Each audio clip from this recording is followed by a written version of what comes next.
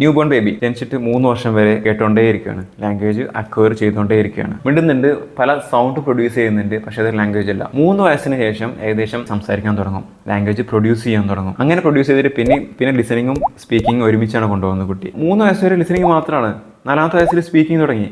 അപ്പോൾ ഒരു കുട്ടിയെ സംബന്ധിച്ചിടത്തോളം ഒരു എഡ്യൂക്കേഷൻ കൊടുക്കാതെ സൊസൈറ്റിയിൽ ജീവിച്ചത് കൊണ്ട് മാത്രം മദർ ടങ് ആയിട്ട് ആ ലാംഗ്വേജ് പഠിച്ചെടുത്തു. ഈ സെയിം മെത്തേഡ് വേറെ ഏത് ഡിഫിക്കൽട്ട് ആയിട്ടുള്ള ലാംഗ്വേജിൽ ഇട്ടാലും അതേപോലെ സംസാരിക്കാനും കേൾക്കാനും ഒക്കെ കഴിയില്ലേ? ലിസണിങ് സ്കില്ലും സംസാരിക്കാനുള്ള സ്കില്ലും സൊസൈറ്റിയിൽ ജീവിച്ചാൽ മനസ്സിലാവും. ഇനി ലാംഗ്വേജ് എങ്ങനെയാണ് പഠിക്കുക?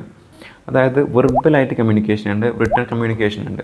നമുക്ക് 2 രീതിയിൽ ലാംഗ്വേജ് അക്വയർ ചെയ്യാം. ഒരു ജനങ്ങളുമായിട്ട് ഡയറക്റ്റായിട്ട് സംസാരിക്കാം. ഡയറക്റ്റായിട്ട് സംസാരിക്കുമ്പോൾ വെർബലി അവർ പറയുന്ന കാര്യങ്ങൾ നമുക്ക് കേട്ടിട്ട് മനസ്സിലാക്കാൻ പറ്റും. ഇതാണ് വെർബൽ കമ്മ്യൂണിക്കേഷൻ. അല്ലാന്നുണ്ടെങ്കിൽ നമുക്ക് അയാൾ പേഴ്സണലായിട്ട് റീച്ച് ചെയ്യാൻ കഴിയുന്നില്ല, അയാളുടെ അടുത്ത് പോകാൻ കഴിയുന്നില്ല, സംസാരിക്കാൻ കഴിയുന്നില്ല. നോളജുള്ള ഒരാൾ അയാളുടെ നല്ല മനസ്സുകൊണ്ട് അയാൾ വിചാരിക്കുകയാണ്, ഓക്കെ, എൻ്റെ അറിവ് എന്തായാലും യുണീക്കാണ്, ഞാൻ സഞ്ചരിച്ച പാതകളെല്ലാം യുണീക്കാണ്, ആ യുണീക്കായിട്ടുള്ള വ്യത്യസ്തങ്ങളായിട്ടുള്ള പാതയിലൂടെ സഞ്ചരിച്ചപ്പോൾ കരസ്ഥമാക്കിയിട്ടുള്ള നോളജ് ഷെയർ ചെയ്താൽ ആർക്കെങ്കിലും ഉപകാരം ഉണ്ടാവും എന്ന് കരുതിയിട്ട് അത് എഴുതി വെക്കുകയാണ്. അതാണ് റൈറ്റിംഗ് കമ്മ്യൂണിക്കേഷൻ, റിട്ടൺ കമ്മ്യൂണിക്കേഷൻ.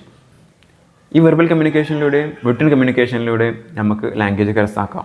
അപ്പോൾ 4 ഫ്രെയിംവർക്ക് ഉണ്ട്. ഒന്ന് കേട്ടാൽ മനസ്സിലാവുക, പറയാൻ കഴിയുക. രണ്ടാമത്തെ വായിച്ചാൽ മനസ്സിലാവുക, എഴുതാൻ കഴിയുക. ഓക്കെ, ഈ 4 ഫ്രെയിംവർക്കിലൂടെയാണ് ഒരു ലാംഗ്വേജ് വർക്ക് ചെയ്യുന്നത്. ഈ ഫ്രെയിംവർക്ക് എഫക്റ്റീവായിട്ട് എങ്ങനെ യൂസ് ചെയ്യാമെന്ന് പഠിച്ചാൽ ഏത് ലാംഗ്വേജ് നമുക്ക് പുട്ടുപോലെ പഠിച്ചെടുക്കാൻ പറ്റും. ഓക്കെ, 4 ഫ്രെയിംവർക്ക്: കേട്ടാൽ മനസ്സിലാവുക, ലിസണിങ് സ്കിൽ; പറയാൻ കഴിയുക, സ്പീക്കിംഗ് സ്കിൽ; വായിക്കാൻ കഴിയുക, എഴുതാൻ കഴിയുക. ഇപ്പോൾ ഈ 4 ഫ്രെയിംവർക്കിൻ്റെ എക്സ്പ്ലനേഷനാണ് ഞാൻ ഉദ്ദേശിക്കുന്നത്. ഇത് എക്സ്പ്ലെയിൻ ചെയ്യാനുള്ള ഈസിനെസ്സിന് വേണ്ടിയിട്ട് ഇംഗ്ലീഷ് ടേം ഞാൻ ഉപയോഗിക്കാം: ലിസണിങ്, സ്പീക്കിങ്, റീഡിങ്, റൈറ്റിങ്. അപ്പോൾ ലിസണിങ്ങും സ്പീക്കിങ്ങും ഒരു സ്പെക്ട്രമാണ്. ഈ സ്പെക്ട്രത്തിൻ്റെ പ്രത്യേകത എന്താണെന്ന് വെച്ചാൽ ഇതിന് പ്രത്യേകം എഡ്യൂക്കേഷൻ്റെ ആവശ്യമില്ല, കാരണം ഇത് സൊസൈറ്റിയിൽ നിന്ന് പഠിക്കുന്നതാണ്. അത് റിയലൈസ് ചെയ്യാൻ ഒരു എക്സാമ്പിൾ നോക്കാം. ന്യൂ ബോൺ ബേബി ജനിച്ചിട്ട് 3 വർഷം വരെ കേട്ടോണ്ടേയിരിക്കുകയാണ്, ലാംഗ്വേജ് അക്വയർ ചെയ്തുകൊണ്ടേയിരിക്കുകയാണ്. ഒന്നും മിണ്ടുന്നുണ്ട്, പല സൗണ്ട് പ്രൊഡ്യൂസ് ചെയ്യുന്നുണ്ട്, പക്ഷേ അത് ലാംഗ്വേജ് അല്ല. 3 വയസ്സിന് ശേഷം ഏകദേശം കൺസംഷനൊക്കെ തീരുന്ന ടൈമല്ല, ഏകദേശം സാച്ചുറേറ്റഡ് ആകുമ്പോൾ അല്ലെങ്കിൽ മനസ്സിലാവുന്ന രൂപത്തിലാവുമ്പോൾ 3ാമത്തെ വയസ്സിൽ 3 മുതൽ 4 വരെ സംസാരിക്കാൻ തുടങ്ങും, ലാംഗ്വേജ് പ്രൊഡ്യൂസ് ചെയ്യാൻ തുടങ്ങും. അങ്ങനെ പ്രൊഡ്യൂസ് ചെയ്തിട്ട് പിന്നെ ലിസണിങ്ങും സ്പീക്കിങ്ങും ഒരുമിച്ചാണ് കൊണ്ടുപോകുന്നത് കുട്ടി.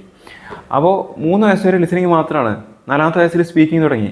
അപ്പോൾ ഒരു കുട്ടിയെ സംബന്ധിച്ചിടത്തോളം ഒരു എഡ്യൂക്കേഷൻ കൊടുക്കാതെ സൊസൈറ്റിയിൽ ജീവിച്ചത് കൊണ്ട് മാത്രം മദർ ടങ് ആയിട്ട് ആ ലാംഗ്വേജ് പഠിച്ചെടുത്തു.